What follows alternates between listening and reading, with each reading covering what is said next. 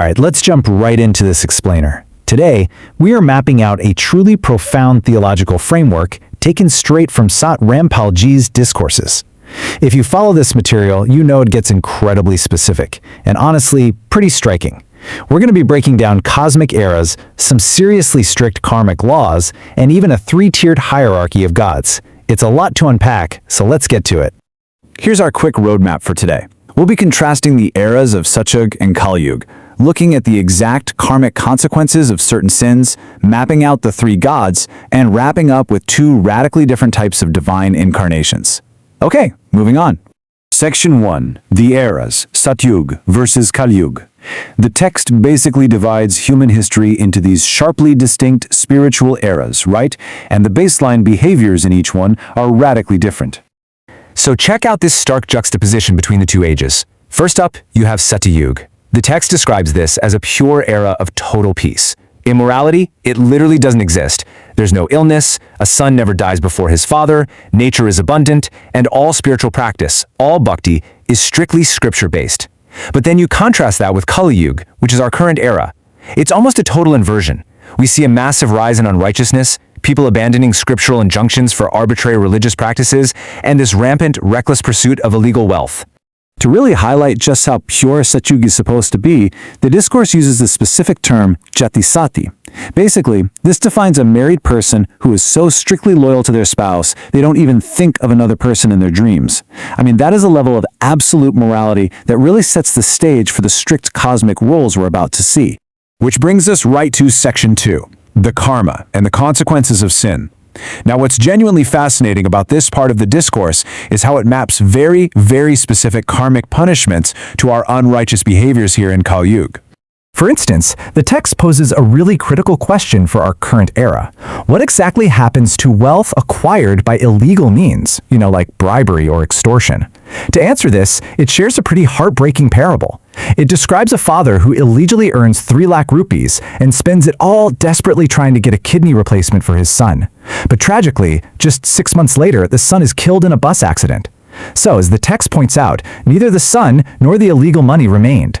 So, the crucial takeaway here is that while the physical wealth vanishes, the cosmic debt, it remains fully intact. The source explains that the sins incurred to get that money absolutely must be paid back. And how does that happen? Well, the individual's soul is forced to reincarnate as an animal, like a donkey, a bull, or a cow, specifically belonging to the person they extorted in the first place. They literally pay back the stolen wealth through a lifetime of physical labor. We see another super vivid example of this direct karmic debt, this time regarding the consumption of meat. The text recounts this story of a saint and his disciple who watch a fisherman leaving fish to squirm and die outside of water. Fast forward 4 or 5 years, they're passing through a jungle and find a screaming elephant calf. It's stuck between 2 trees, and its wounds are completely infested with pinching worms. The saint then reveals to his disciple that this suffering calf is actually the exact reincarnation of that sinful fisherman, now enduring the very same torment he inflicted on the fish. Okay, let's shift to the vices that are strictly forbidden in Satyug. The text goes into detail on the immense toll of alcohol consumption.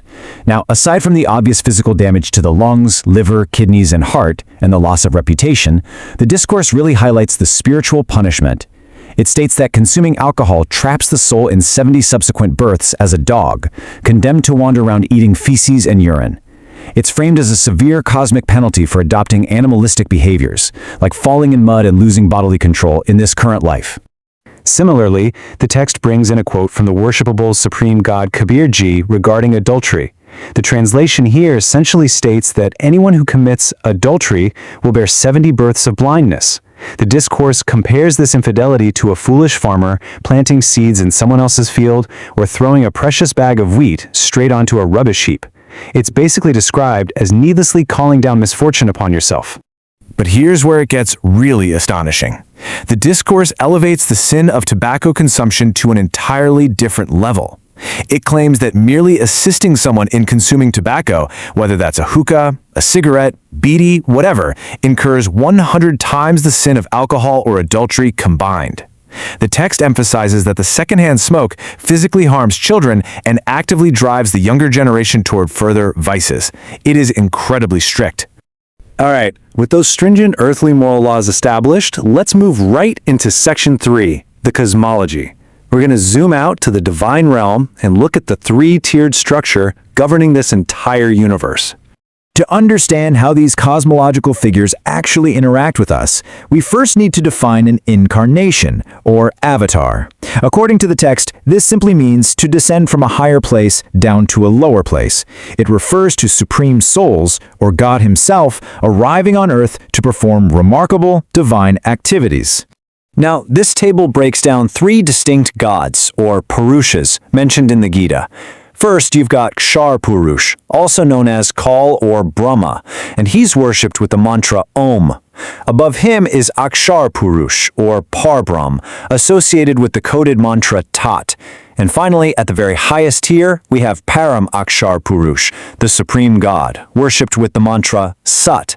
Now, the text makes a massive distinction here. It claims that only the scripture-based worship of this third, supreme God, actually has the power to alter a devotee's destiny, even as it notes, making a total pauper rich.